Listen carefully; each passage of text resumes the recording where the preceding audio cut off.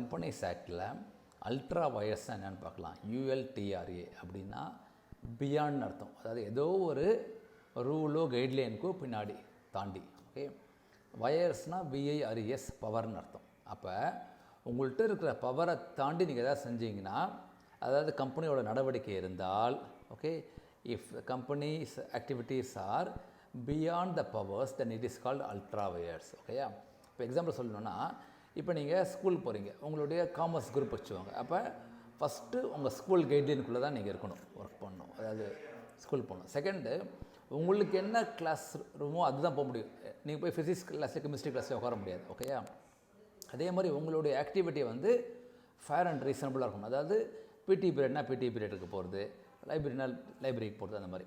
So அதே மாதிரி கம்பெனிக்கு வந்து மெமரண்டம் ஆஃப் அசோசியேஷன் இருக்குது. அதுதான் அதனுடைய மெயின் பவர், அதுக்குள்ளே தான் இருக்கணும். நம்பர் 1.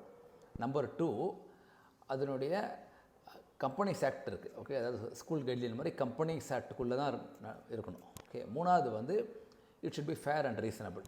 ஸோ இந்த 3 தாண்டி எது இருந்தாலும் இட்ஸ் கால்ட் அல்ட்ரா வயர்ஸ். இது யாருக்கு அப்படின்னா, அது எதனால் அப்படின்னா, கம்பெனிக்கு முதலீடு போடுறாங்கல்ல இன்வெஸ்டர்ஸ், அவங்கள வந்து பாதுகாக்கணும். You have to protect the investors and those who lend to the company. They are called creditors or banks or who are the lenders.